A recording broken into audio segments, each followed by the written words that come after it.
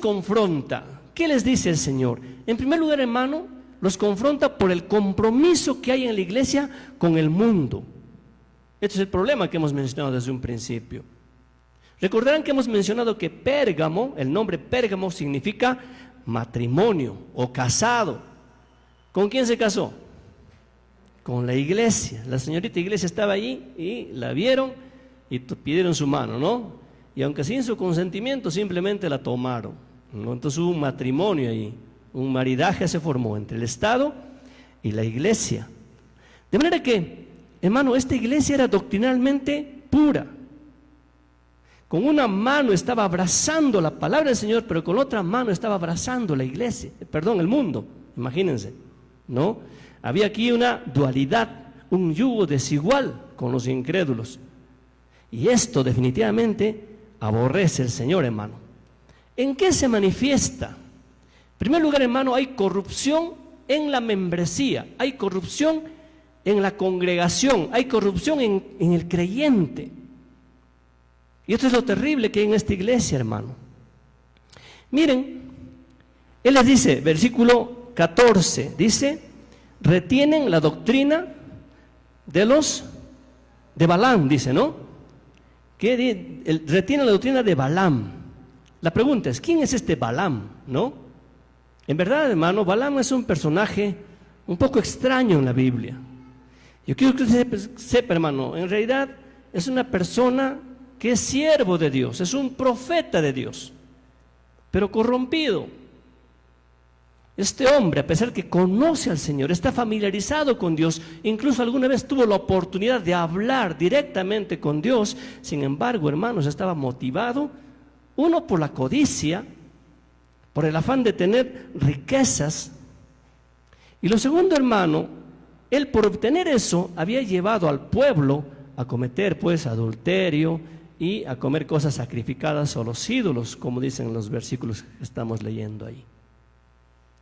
¿Qué es la doctrina de Balaam realmente? Miren, como dije, Balaam es un profeta de Dios. El nombre Balaam, hermano, significa desviador del pueblo. Recuerde que cada nombre en la palabra del Señor tiene un significado y tiene una razón de ser. Y Balaam significa desviador del pueblo. Es curioso este nombre, hermano. Aquí vemos que Balac, ¿quién es Balac? No es Balaam, es el otro nombre, Balac. Parece un juego de palabras, pero son nombres que están allí, ¿ya? Balac es el rey de los moabitas. Y como el rey de Moab le tenía odio, rencilla al pueblo de Israel, quiere maldecirlo. Y para este propósito llama a Balaam. Y uno dice, qué curioso, ¿no? ¿Cómo es posible que este rey, enemigo de Israel, hermanos, llame a un profeta de Dios para que maldiga a su propio pueblo? Pero eso está sucediendo, pues. ¿Por qué hace esto Balac? Porque Balac, hermanos, sabe que Balaam es un profeta codicioso, que le gusta el dinero, que le gustan las riquezas, que le gusta la fama, el honor y todo eso, y entonces lo llama y le da ese trabajo sucio. Y le dice, mira, si me maldices al pueblo de Israel, a tu propio pueblo le diría, ¿verdad? Te voy a dar honor y te voy a hacer rico, te voy a dar mucha riqueza. Y Balaam, hermano, abre sus ojos y va y maldice a Israel. 4 veces lo maldice, 4 intentos de maldición, y en cada uno, hermano, Dios convierte esa maldición en bendición. Y Balaam se desespera, ¿no? Balaam dice, ¿cómo es posible? Creo que no voy a poder maldecir a este pueblo. Y entonces se le ocurre, precisamente por su rapiña, por su codicia, se le ocurre aconsejar a Balac. Y le aconseja que las mujeres moabitas vayan al pueblo de Israel y tienten a los varones, se junten con ellos, cometan adulterio, fornicación y todas estas cosas. Ese es el consejo de Balaam. Quiero que lea Números 31:16. Mira lo que dice la palabra aquí. Números 31:16. Dice, he aquí, por consejo de Balaam. Miren cómo, hermano, la palabra de Dios enfatiza ¿por qué sale este problema? Dice, ¿por consejo de quién? De Balaam, ¿ya? Dice, por consejo de Balaam, ellas fueron causa de que los hijos de Israel prevaricasen contra Jehová en lo tocante a Baal peor, por lo que hubo mortandad en la congregación de Jehová. Es interesante este hermano. Por el consejo de Balaam, los hombres de Israel prevaricaron contra Dios. ¿Dónde dice ahí? En lo tocante a Baal peor. La pregunta es, ¿qué cosa es Baal peor, no? Baal peor, hermano, era un ídolo. En verdad se le conocía como padre de todos los dioses, se le conocía como el Dios supremo, se le conocía como el creador, el bondadoso, etcétera, etcétera. Este era el Dios moabita, a los que el pueblo de Moab adoraba, ¿ya? Y lo adoraba en el monte Peor, así se llamaba ese monte, por eso en Baal Peor, ¿no? Ahí recibía su adoración este Dios, y lo hacían mediante un culto obsceno y licencioso. O sea, en su culto había orgías, había un montón de desmandres de carácter carnal, básicamente. Ese era el tipo de adoración que recibía este Dios, Baal Peor, ¿ya? Y obviamente el pueblo que había sido aconsejado por Balaam cae en toda lo que es la fornicación e idolatría. Mira lo que dice Números 25 del 1 al 3. Números 25 del 1 al 3 dice: moraba Israel en Sittim, y el pueblo empezó a fornicar con las hijas de Moab, las cuales invitaban al pueblo a los sacrificios de sus dioses. Y el pueblo comió y se inclinó a sus dioses. Así acudió el pueblo a Baal Peor, y el furor de Jehová se encendió contra Israel. Esta es la historia, hermano. Esto es por qué se menciona la doctrina de Balaam. Ahora recuerden, en el Apocalipsis ahora estamos viendo que la iglesia de Pérgamo está reteniendo la doctrina de Balaam. Es una doctrina, o sea, es una enseñanza, es una práctica que en la iglesia internamente ahora se da naturalmente, se da comúnmente, como si fuera normal. Por eso dice el versículo que están reteniendo la doctrina de Balaam.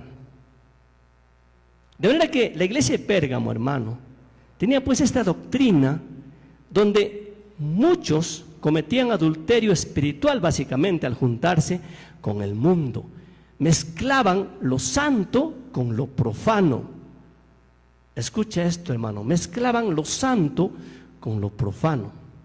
Miren, el versículo 14, la última parte de este Apocalipsis 2, dice: a comer cosas sacrificadas a los ídolos y a cometer fornicación. ¿Eh? Una enseñanza que ellos tenían era, por ejemplo, decían: si son predestinados, no importa cómo vivan, pues de todos modos son salvos. Si no son predestinados, seguían diciendo ellos, no importa cómo vivan tampoco, pues de todos modos ya están perdidos. O sea, lo que ellos tenían, hermano, era una doctrina de libertinaje doctrinal inmoral, básicamente. Una práctica que tenían en esta iglesia. De manera que muchos creyentes fieles al Señor caían pues en estos pecados y comían muchas veces cosas que habían sido destinadas a los ídolos, cosas sacrificadas a los ídolos. El Señor, hermano, quiere que su iglesia sea pura, sea santa, ¿no es cierto? Es lo que Dios quiere. Mira lo que dice Pablo, el apóstol, a este respecto, hermano. Hoy en día, hermano, esa doctrina de Balaam está latente en muchas iglesias. Y eso es lo peligroso, quizás en nuestra iglesia también. Mira lo que dice el apóstol Pablo, hermano. 1 Corintios, capítulo 10, versículos 19 al 21. Mira lo que dice, hermano, y esto es muy duro, es muy fuerte. Hay una separación entre lo santo y lo profano. Quiero que usted note esto, mire lo que dice. ¿Qué digo pues? ¿Que el ídolo es algo, o sea, algo lo que se sacrifica a los ídolos? Mira lo que dice, hermano. Antes digo que lo que los gentiles sacrifican, a los demonios los sacrifican y no a Dios. Y no quiero que vosotros os hagáis partícipes con los demonios. No podéis beber la copa del Señor y la copa de los demonios. No podéis participar de la mesa del Señor y de la mesa de los demonios. Es duro esto, hermano. Si tú no estás adorando a Cristo, ¿a quién estás adorando? A los demonios. No importa la práctica religiosa que tengas, pero si tu centro de adoración no es el Señor Jesucristo, entiende, estás adorando a los demonios.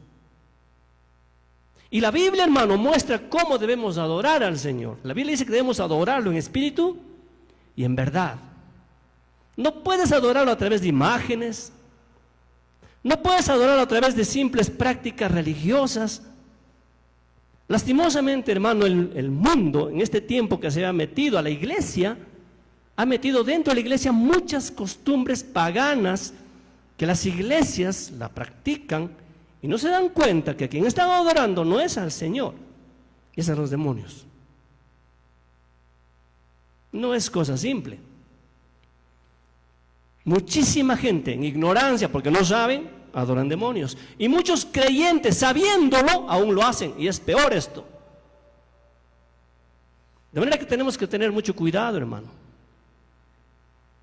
Algunas me dijeron, pastor, pero se está casando la familia. Y como se está casando ahí en la iglesia católica, ya pues, no, podemos ir, podemos participar. ¿A quién estás adorando? A los demonios, hermano. No se puede pasar así suavemente el asunto. Hay una separación total entre lo santo y lo profano. Algunos creyentes se enojan con estas cosas y dicen, no, no creo que sea así, me salgo de aquí. Hermano, eres libre de tomar tu decisión. Pero o adoras al Señor o adoras a los demonios. Eso no es que a mí no me gusta esto, pero es lo que la palabra enseña, hermano. De manera que la doctrina de Balaam, hermanos, es iniquidad y es mundanalidad dentro de la iglesia. Muchos creyentes, quizás con la excusa de que ya somos salvos por gracia y no se pierde la salvación, viven peor que incrédulos. Hermano, le digo algo, si tu vida no ha cambiado, si tu vida no refleja que de veras, hermano, estás apartado para el Señor, si tus conceptos sobre situaciones quizás de drogas, de sexo, de música, hermano, coinciden con el mundo, quizás ni eres salvo. Quizás ni eres salvo, tendrías que analizarte de veras. Porque un creyente, hermano, un creyente genuino, dice la Biblia que cuando llega a los pies de Cristo es una nueva criatura. Quiero que lo lea, 2 de Corintios capítulo 5, verso 17. Mira lo que dice, hermano. De modo que si alguno está en Cristo, ¿qué dice? Nueva criatura es. Las cosas viejas pasaron. He aquí todas son hechas nuevas. Este es el creyente, hermano. De manera que, te guste o no te guste, hermano, hay algunos estándares muy claros en la Biblia que nos enseñan cómo debemos vivir. Y este vivir, hermano, es muy diferente a la manera como el mundo vive. El mundo vive, hermano, siguiendo la corriente de este mundo que está encabezado por Satanás. El creyente va en contra de esa corriente. ¿Es difícil? Por supuesto que es difícil, hermano. Muchos te van a ver mal, otros te van a simplemente dejar de lado, te van a ignorar. Felizmente todavía no te apedrean y menos te matan. En la iglesia, hermano, en este tiempo de Pérgamo, el asunto era grave. Cuando una persona confesaba a Cristo, realmente era perseguido, era muerto, literalmente. Pero esto es lo que tenemos que entender, hermano. Si nosotros vivimos como la palabra enseña, estás demostrando que de veras tienes a Cristo en tu corazón y realmente eres salvo. Si vives de otra manera, como al mundo le agrada, hermano, quizás ni eres salvo, quizás eres de las tinieblas y piensas que eres salvo y no lo eres. Es necesario que cada uno, hermano, analice su vida, analice su corazón delante del Señor. ¿O soy o no lo soy? No hay término medio. Hay muchos que dicen, yo soy simpatizante del Evangelio. Sí, pues con tú y tu simpatía te vas a ir al infierno, ¿sabes? No puede haber simpatizantes, hermano. O eres o no eres. No puedes jugar a medias tintas. Un pie en la iglesia, un pie en el mundo, estás en el infierno, ¿sabes? Es así, de tajante el Señor, hermano. El Señor dijo, o estás contra mí, o estás conmigo. O conmigo recoges, dice el Señor, o desparramas. No hay término medio. De manera que, hermano, es necesario que analicemos bien nuestra condición como creyente. Recuerda que la corrupción está en la membresía, en el creyente, en cada uno de nosotros, hermano. Y cada uno de nosotros tenemos que cuidarnos delante del Señor. Tenemos que analizarnos y tenemos que tomar decisiones serias, firmes delante de Dios. ¿Qué más, hermano? Así como hay confusión en la membresía, también, hermanos, hay confusión en el liderazgo de la iglesia. Mira lo que dice el versículo 15. Dice que tienes también a los que retienen la doctrina de los nicolaitas, la que yo aborrezco. Mira cómo se expresa el Señor, hermano. Dice que esta iglesia está reteniendo la doctrina de los nicolaitas. Y eso aborrece el Señor. ¿Y qué es eso de la doctrina de los nicolaitas? Un poco hemos explicado ya cuando estábamos analizando anteriormente, hermano, el versículo 6. Pero no solamente es el asunto gnóstico que los nicolaitas tenían, hermano, sino tenía que ver básicamente con el liderazgo que se había puesto sobre los hermanos. Habían hecho una jerarquía en su gobierno. Esto es la doctrina de los nicolaitas. Empezó con algunos hermanos que querían enseñorearse sobre otros y querían apropiarse de la iglesia y se creían dueños de la iglesia. Miren lo que dice, por ejemplo, 3 de Juan, capítulo 1, no tiene más capítulos, ¿verdad? 3 de Juan, versículos 9 y 10. ¿Qué dice la palabra? Miren, yo he escrito a la iglesia, pero Diótrefes, al cual le gusta tener el primer lugar entre ellos, no nos recibe. Por esta causa, si yo fuere, recordaré las obras que hace, parloteando con palabras malignas contra nosotros. Y no contento con estas cosas, no recibe a los hermanos, y a los que quieren recibirlos, se lo prohíbe y los expulsa de la iglesia. Este es el famoso Diótrefes. Muchas veces, hermanos, surgen en las iglesias Diótrefes que causan problemas, que quieren enseñorearse de la iglesia. Pero en Pérgamo el asunto se agravó, porque, hermano, a pesar de que había un remanente que estaba en contra de la unión de la iglesia con el Estado, sin embargo, hermanos, en Pérgamo se notó claramente que había un grupo de personas que comenzaron a dominar sobre los demás. El liderazgo dominando al resto. En verdad, hermano, un ejemplo muy claro para que usted lo note es la Iglesia Católica. ¿Cómo es su sistema de gobierno? Es un sistema de gobierno jerárquico. ¿Quién es el máximo allí? El Papa. Después están los cardenales. Después están los obispos. O sea, hay una cadena donde hay un máximo líder. Ese tipo de jerarquías, que dice la palabra, hermano, yo aborrezco, dice el Señor. Ese tipo de gobiernos no es de la iglesia de Cristo. Ese tipo de gobiernos, hermano, el Señor aborrece. Es verdad que en la iglesia el Señor ha puesto oficiales, ha puesto personas que puedan dirigir la iglesia. En la Biblia encontramos un pastor, encontramos diáconos a quienes debemos honrar, respetar cuando hacen su trabajo como debe ser. Pero tenemos la potestad, hermanos, de que cuando alguien no hace bien su labor delante del Señor, pues lo reprendamos Quizás les digamos que renuncien a su cargo si algo está mal. Esa potestad tenemos como iglesia. No hay una persona que se encumbre sobre las demás. Todos delante del Señor, hermanos, estamos bajo el gobierno del Señor Jesucristo. La cabeza de esta iglesia, ¿quién es? Cristo. Punto. Él es el Señor. Bajo ese señorío estamos. Pero la doctrina de los nicolaitas, hermano, enseñaba que podía haber personas que estaban encumbradas sobre todo el resto. Y es un gobierno semejante al mundo, pues.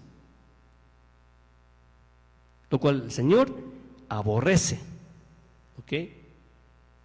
¿Qué más encontramos? Hermano, el Señor lo que hace ahora es hacer ver las consecuencias que trae esto para la iglesia. Mira lo que dice el versículo 16. Por tanto, arrepiéntete, pues si no, vendré a ti pronto y pelearé con ellos con la espada de mi boca. Yo lo que está, hermano, es que entienda que el Señor siempre llama a su pueblo al arrepentimiento. Y sabemos lo que significa arrepentimiento, ¿verdad? Es un cambio de mentalidad, es un cambio de actitud, es un cambio de rumbo. Si antes estaba haciendo una cosa, ahora ya no lo hago y camino de manera diferente. Arrepentimiento, hermano, es lo que pide el Señor. Y note cómo ahí en el versículo 16, hermano, hay un cambio en los pronombres. Tú por ellos. ¿Por qué? Porque el Señor, hermano, sabe quiénes son realmente sus hijos y quiénes no lo son. El Señor lo sabe. Y el Señor dice, va a pelear con aquellos que están causando todos estos inconvenientes dentro de la iglesia, hermano. Creo que es una cosa terrible, hermano, estar en el lado equivocado del Señor. Si tú te analizas y ves que estás mal delante de Dios, hermano, aquí está la solución. Arrepiéntete, dice la palabra. Arrepiéntete. Dice el Señor, si no, vendré pronto a ti, quitaré el candelero de su lugar, dirá en otro lugar. Esto es, hermano, lo que encontramos en esta iglesia de Pérgamo. Lo que también llama la atención, hermano, son las palabras de consuelo que encontramos. Dios es misericordioso. Mira lo que dice el verso 17. El que tiene oído, oiga lo que el Espíritu dice a las iglesias. Al que venciere, recuerda, hermano, el Señor siempre quiere que seamos vencedores frente a los problemas que se suscitan, ¿verdad? En este caso, frente al compromiso con el mundo, el Señor quiere que tú seas vencedor, pues. Al que venciere, dice, daré a comer del maná escondido y le daré una piedrecita blanca. Y en la piedrecita ha escrito un nombre nuevo, el cual ninguno conoce sino aquel que lo recibe. Esto es interesante, hermano. En principio dice que te va a dar a comer del maná escondido. ¿Recuerdan lo que era el maná? Era el alimento que el pueblo de Israel recibía, ¿verdad? Cuando estaban en el desierto, era un alimento especial. Ellos lo tenían hoy día y si lo guardaran para mañana, se malograba, ¿no es cierto? Era un alimento cada día fresco, ¿no? Ahora, el Señor dice que te va a dar el maná escondido. O sea, hermano, el creyente tiene el privilegio de acercarse al Señor y recibir de Él manjares exquisitos, especiales, particulares, que el mundo no puede dar. La gente del mundo, hermano, se sienta a la mesa del pecado y se sacia allí. El creyente, hermano, se acerca a la mesa del Señor y espera en Él. Dice el versículo que te va a dar del maná escondido. Hay secretos que puede tener un creyente con su Señor, hermano. Y son tiempos especiales que el creyente tiene cuando se esconde en la presencia de Dios. ¿Pasamos tiempos difíciles? Por supuesto que sí. No solamente por la persecución que pueda haber, sino por la circunstancia que atravesamos, hermano. Quizás falta de trabajo, quizás falta de salud, quizás, hermano, ahora la enfermedad de esto, el COVID o lo que fuera. Todavía el creyente, hermano, puede esconderse en el Señor. Y ese es un privilegio. Quiero que lea el Salmo 27, hermano. Mire cuán precioso es el Salmo 27, versículos 1 hacia adelante. Dice, Jehová es mi luz y mi salvación. ¿De quién temeré? Jehová es la fortaleza de mi vida. ¿De quién he de atemorizarme? Mira lo que dice, hermano. Cuando se juntaron contra mí los malignos, mis angustiadores y mis enemigos para comer mis carnes, ellos tropezaron y cayeron. Qué bendición. Qué bendición saber, hermano, que tú estás en el Señor, eres del Señor y el Señor te guarda en su inmensa misericordia. Dice, aunque un ejército acampe contra mí, no temerá mi corazón. Aunque contra mí se levante guerra, yo estaré confiado. Y este es el corazón de un creyente, hermano. Mira lo que dice: una cosa he demandado a Jehová, esta buscaré, que esté yo en la casa de Jehová todos los días de mi vida, para contemplar la hermosura de Jehová y para inquirir en su templo. Porque Él me esconderá en su tabernáculo en el día del mal, me ocultará en el reservado de su morada, sobre una roca me pondrá en alto. ¿Cuántos creen eso?